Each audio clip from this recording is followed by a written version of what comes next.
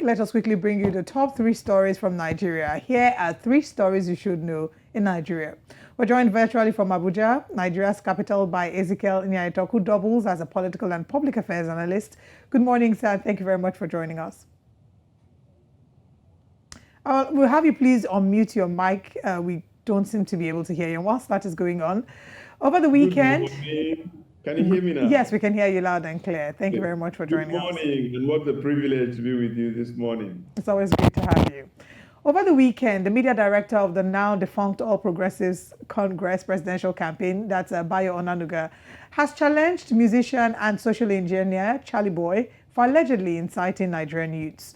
Now, this was something that became viral over the weekend. Charly Boy, or popularly known as Charly Boy, of course, is Charles Oputa.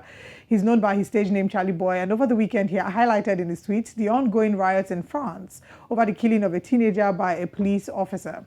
The victim was shot and killed by a police officer during a traffic stop in Nanterre, a French town, on June 27th, with the development having sparked off widespread unrest across major cities in the country, with many people hitting the streets to protest the teenager's death. Charly Boy took to social media to urge Nigerian youths to take a cue from the France riots and fight the system, letting them down. Of course, you can see in his tweet, we're going to put it on the screen in a bit. Yes, that is, okay, well, Bayo Onanuga's response, to the tweet by Charly Boy describing the musician's post as highly responsible and urged security operatives in the country to call him to order immediately. But in a follow-up comment to his post, Charly Boy, who's age 73, said he didn't incite the youths as assumed. We're going to share his tweet also. Very interesting. Then, Mr. Nyaitok, at least I'm sure that you must have seen both sides of the story and what played out. But I want to get your thoughts on the call for security agencies to, caution Charly Boy. Do you agree with Bayo Onanuga? The first thing is that Charly Boy is somebody that I have known over the years. Personally, I have a one-on-one relationship with him. I know that Charly Boy is at 73, what he started as a very young person is somebody who has desired a good country, a great country, and to a great extent, he feels let down and almost frustrated. I use that in a positive sense. And he's just wondering what else could be done. I think that to an extent, his tweet has been taken a little bit out of context. He's always said enough is enough. He's always said, take your destiny in your own hands. It's always said, stop being complacent. And within that context, he says, look, a time comes when you've got to say enough is enough, that this impunity is getting out of hand. And to that extent, I think that his expression could have been better worded, but the underlying fundamentals are things that we can all relate to. And I think that underlying fundamental started expressing itself at the NSAS, and I think it moved into the obedient movement to a great extent. And I think the time has come when the authorities should not just look at the language, they should look at the spirit of the language. They should see that there's something happening with the young people, and all that is needed is a little to ignite. And I believe that Charly Boy meant well. I believe that his words could have been better worded. And I believe that Onanuga should, if he means well, see beyond the words and look into the spirit of the communication and know that these young people that we take for granted, a day might come that they are really out of control. Mr. Nyaitok, let's talk about young people and how they've reacted to Mr. Bayo Onanuga's call. There was a video by Asari Dokubo where he was holding a rifle and he made certain threats. And there was also, we have the video here on camera where he made certain threats. I don't know if we have the audio so we can play it out. I don't know. Elijah has run away. You don't see me? I don't run.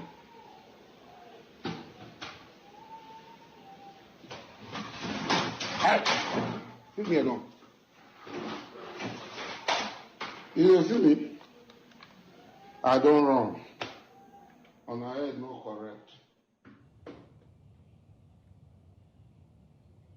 Now, that's one clip of Asari Dokubo, and many people have referred to this as a video that should have made him be called in for investigation. There was also the situation, Mr. Ingai talk of MC Oluomo and the statements he made during the 2023 general elections. There were people who called for his arrest and his investigation, and none of such was being done. There was also another isolated incident. I'm trying to remember a number of these. All right, yes, Nasir El-Rufai and the statements that went viral. Now, what young people are saying is that in all of these incidences, we did not hear Bayo Onanuga calling for any of their arrest or their detention or their investigation. So, would you maybe see that or say that there is a similarity between what Charly Boy, might have inferred, right? Or would you say that Bayo Onanuga is also slacking in not being able to have called out these people and is now speaking up to ask for Charly Boy to be called to order? I think there's still one statement that you've left out. Take it, grab it, run with it. These are different expressions. If you look at MC Oluomo, he does have his public.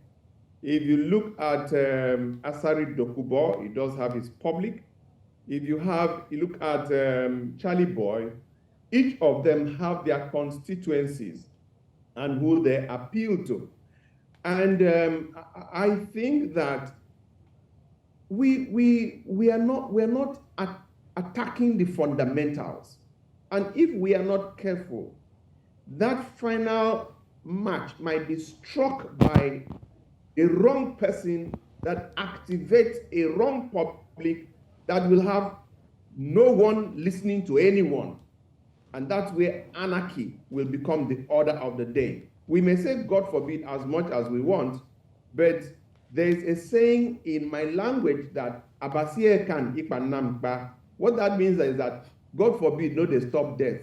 You understand me? What stops death is not just saying God forbid, but you doing the things you should do to avoid that. So coming back to the issues at stake, we are running a system where the blood is running hot in the veins of the young people.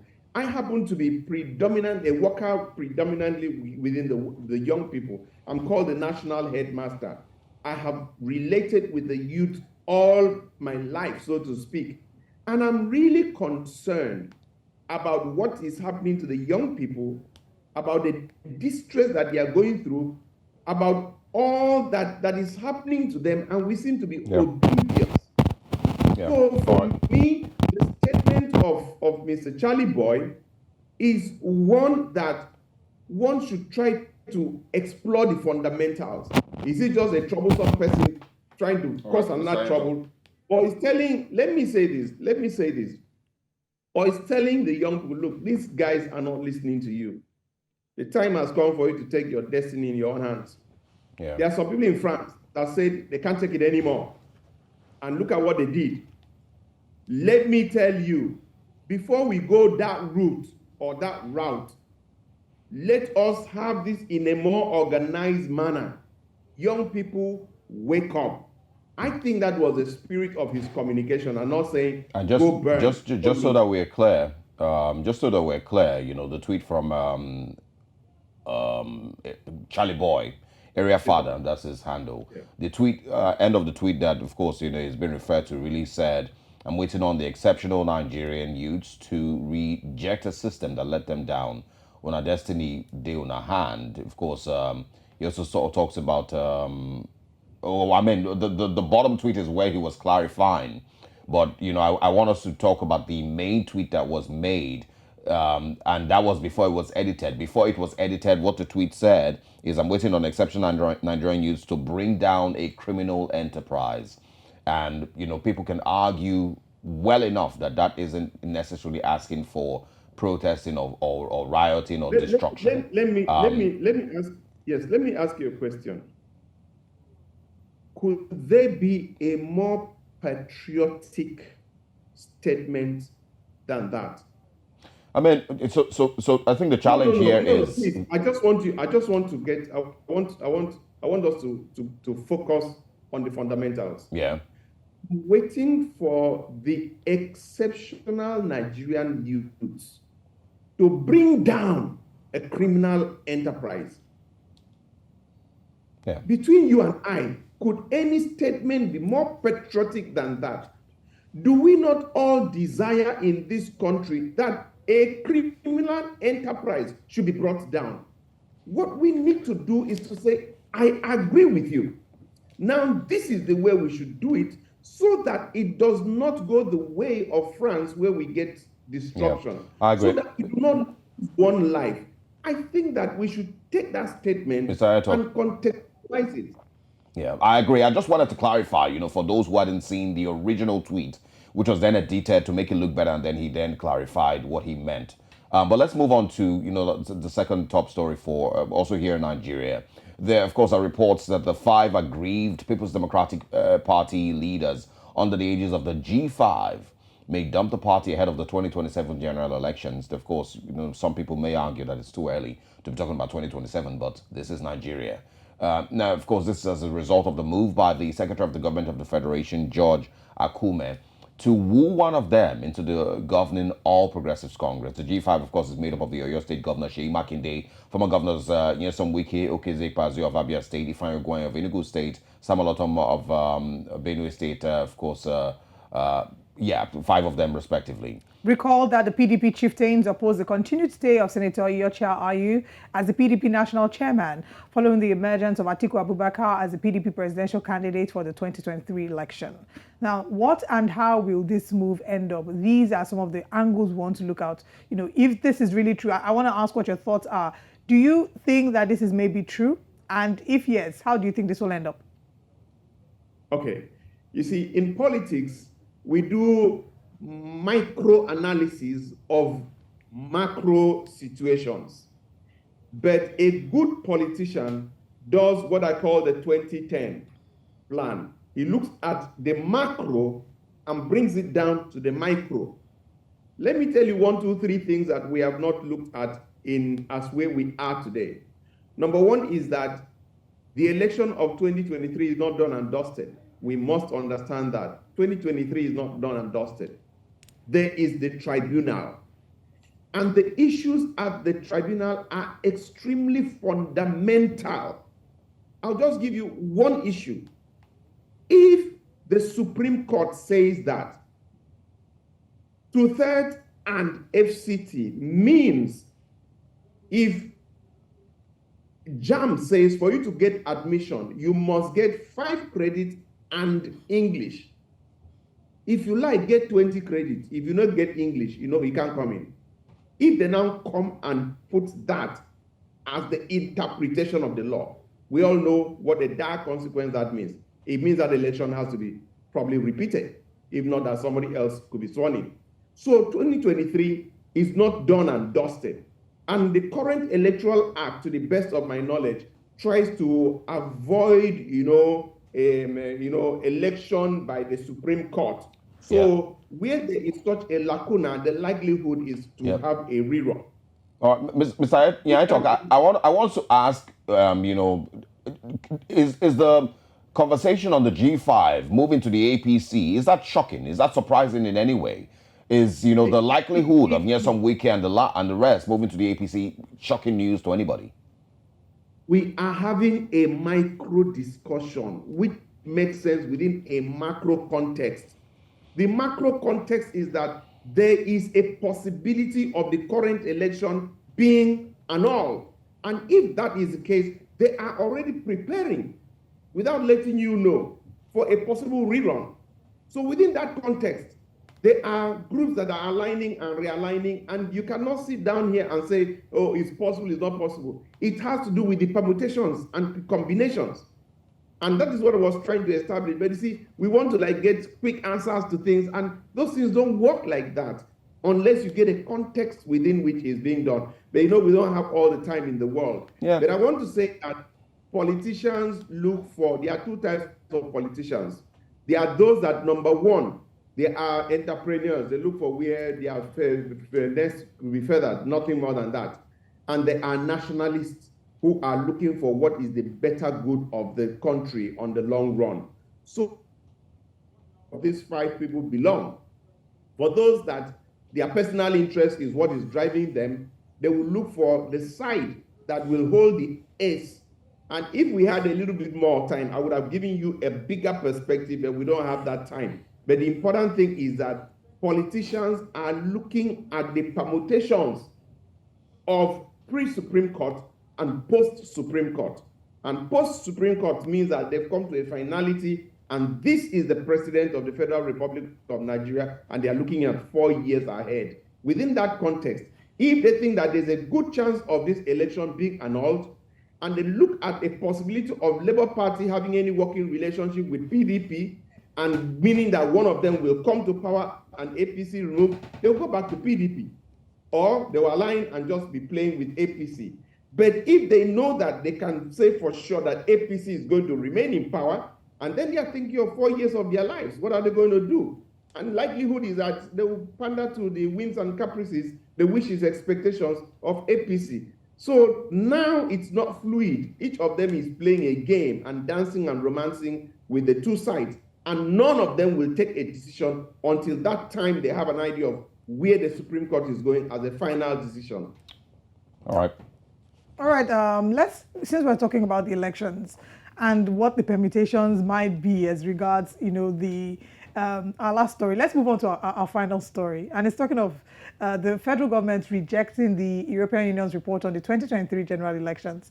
And they described the conclusions of the EU Electoral Observer Mission as jaundiced.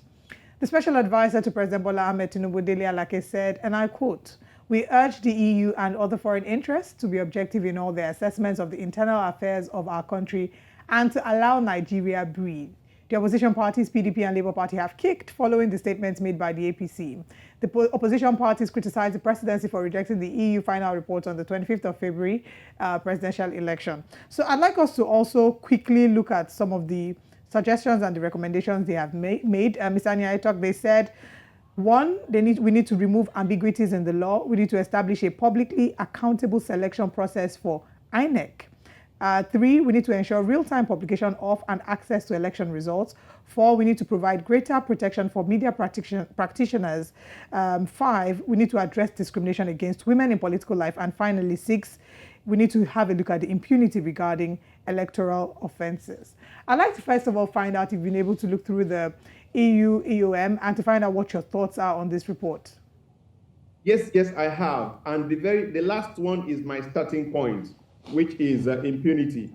I'm in the court at the appeal as we speak, and there's just one thing that is really in my mind against any other thing: the processes and the impunity. You can't have an electoral process where you just do anything you want, however you want. You can't do that. I'm looking forward to having a minimum of 300 people jailed in Akwa Ibom State, empirically, because you can't just keep, this impunity is getting out of hand. Oh, just let it slide. Oh, don't worry. No, I'm worrying, okay? So I've looked at that, and it's very important. The processes, the interrogation, but I don't know, I just want to jump here and there because of time. Number one, I want to say that, did you realize that in the past few days, the EU was hailing Mr. President for the bold steps he has taken with respect to fuel subsidy? I can't remember the poor people in this country telling the EU, allow us breathe. But I can remember the president and his people saying, yes, thank you, you're welcome, that's great. Now saying EU, saying, oh, this one you did is not too good. What is the response? Let us breathe. You are interfering. What's your business? Why are you talking? So they are not being consistent. And for a government, if I were in their position, I would have said, thank you for the issues you have raised. This was not a whatever that we conducted. We do have the same challenge in some states that we lost and we would have won. So there is need for us to interrogate this process. Thank you. But you may not be very factual because the number of people that you have did not have the sort of spread. But the fact is that these fundamentals are things we want to ensure that going forward, they do not, you would have just killed that report there. But now, and secondly, they're about to start their defense in the tribunal. So each report, each side tries to see to what extent Look, I want to tell our president and his minders, you did not conduct the elections. Don't take responsibility for what you did not instigate or were not a party to. Because Nigerians, 90% of Nigerians know that the elections were flawed.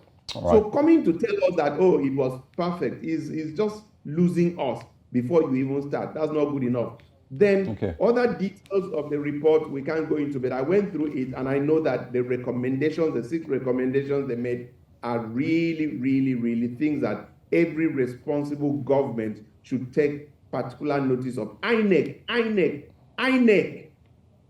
All right. Senator. is an echo. Is an neck, and they need to let us be. Senator. At Thank least you see very that much. coming. Hopefully, we get more than those 300 people, questioned, across the country. Maybe jailed if they did, jeopardize the process. Yeah. Thanks very much for your time. We will be speaking Thank with you you. again. There must be consequences. Thank you. God bless you. Absolutely.